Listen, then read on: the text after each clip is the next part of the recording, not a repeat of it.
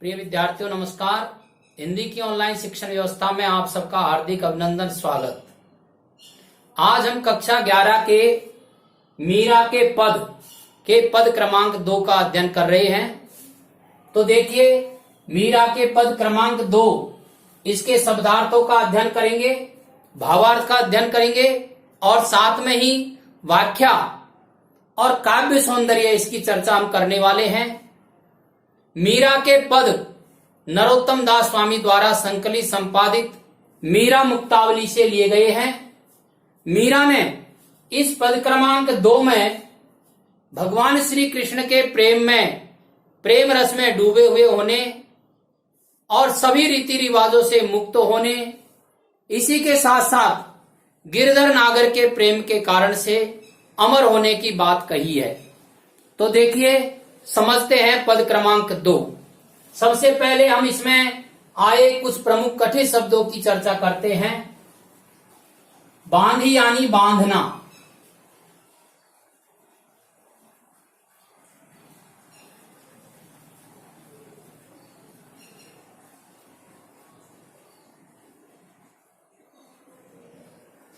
आप ही यानी आप, अपने आप,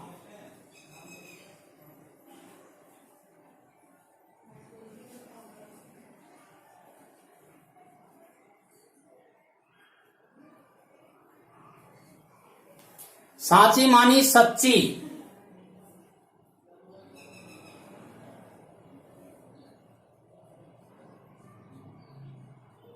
इस पाठ में साची शब्द पवित्रता के लिए प्रयुक्त हुआ है। न्यात, न्यात शब्द का अर्थ है सगे संबंधी, परिवार वाले।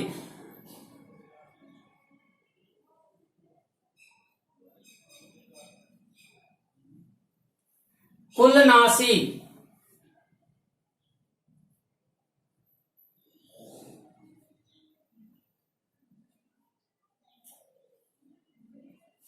इसमें तत्पुरुष समास है। कुल का नाश करने वाली का विभक्ति का लोप हो रहा है।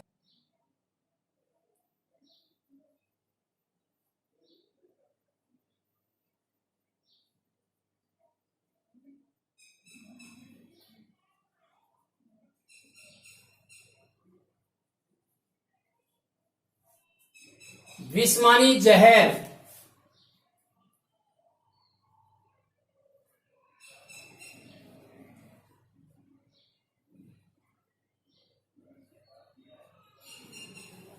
गिरधर नागर, नागर शब्द का अर्थ है चतुर, सभ्य, सुसंस्कृत होता है। यह भगवान श्री कृष्ण के लिए आया है।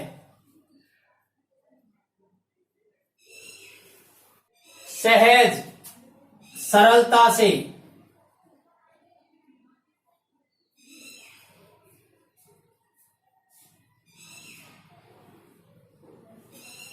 अब इसके अर्थ को समझते हैं।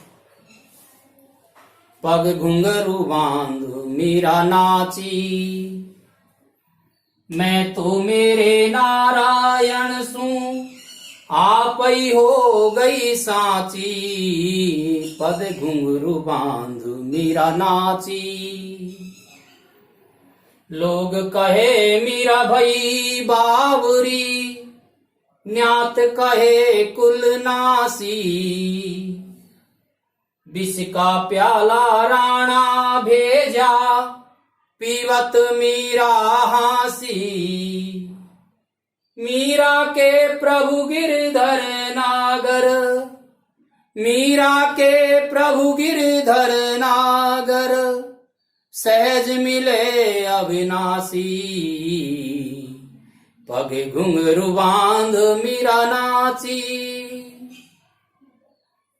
इस पद में और मीरा ने भगवान श्री कृष्ण के प्रेम रस में डूबे हुए होने और इसके साथ साथ सभी प्रकार के बंधनों से मुक्त होने, अंत में गिरधर नागर के प्रेम के कारण से और अमर होने की बात कही है।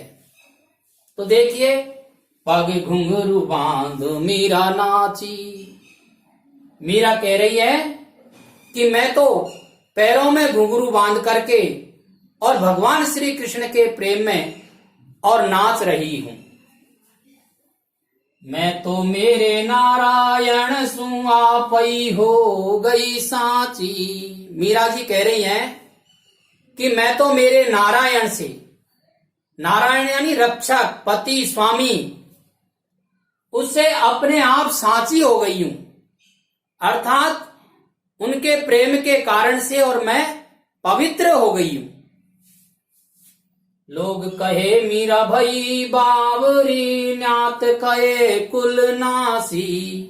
मेरी इस स्थिति को देख करके, मेरी इस पवित्रता को देख करके, भगवान श्री कृष्ण के प्रति इस प्रकार के मेरे प्रेम को देख करके और प्रेम के कारण पैरों में घुंघरू बांध करके मैं जो नाचने का काम करती हूं, मेरे इस प्रकार के मनोभावों को देख करके और ये जो नासमझ संसार है, ये मेरे को बावरी कहता है।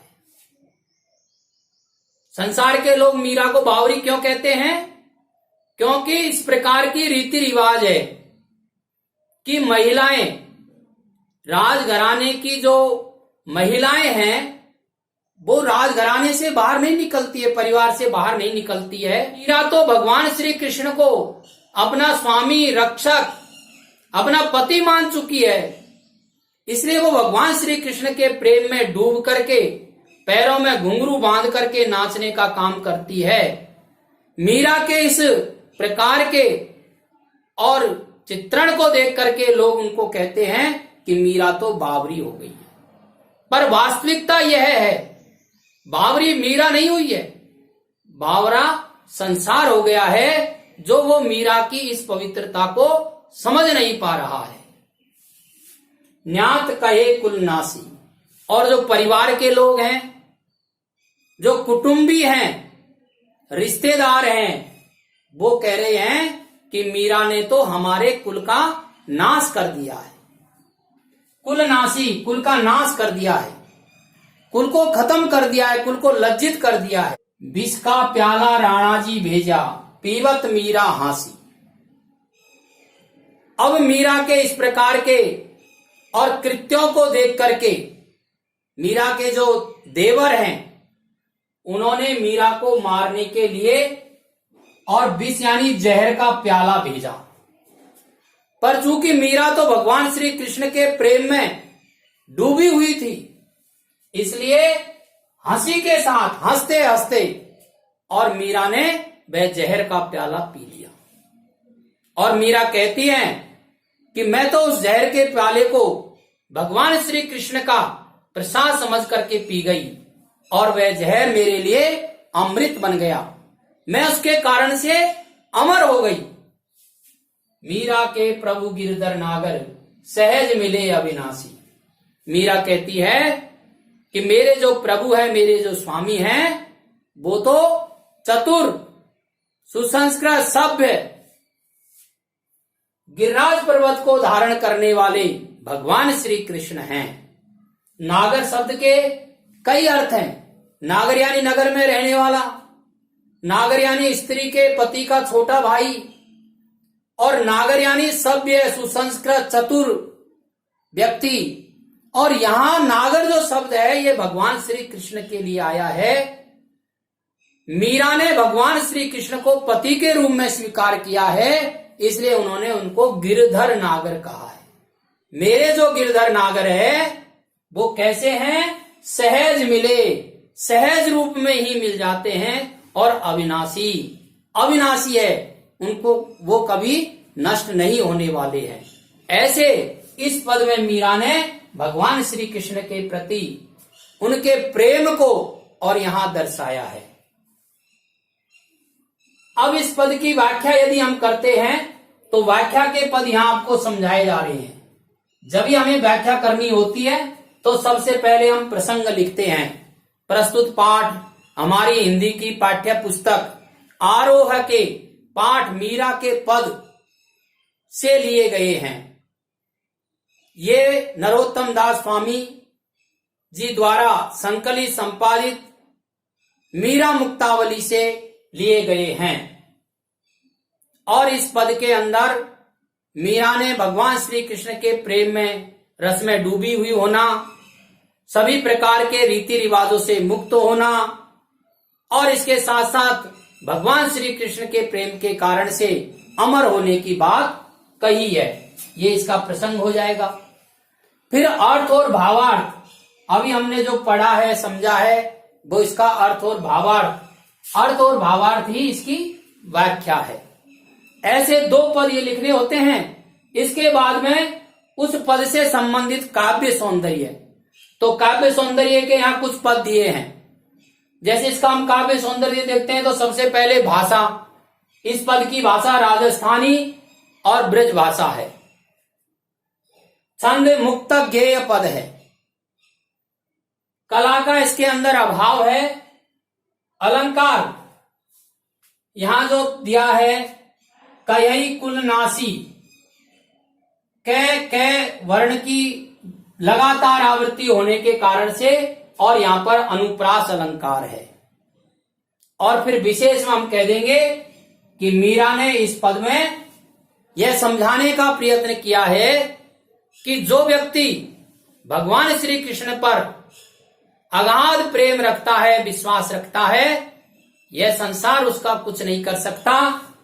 जैसे जहर का प्याला भी और मीरा जी के पी जाने के कारण से वो अमृत में बदल गया, ऐसे भगवान के प्रति जिसका विश्वास होता है उसके लिए सारे रास्ते सरल हो जाते हैं और वो जो प्रभु है वो सहज है और अविनाशी है।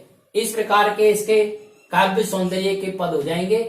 अब इससे संबंधित प्रश्नोत्तरों का अध्ययन हम अगले और वीडियो में करेंगे। आप इसका स्क्रीनशॉट ले लें और कम से कम 2 बार आप इस वीडियो को सुने।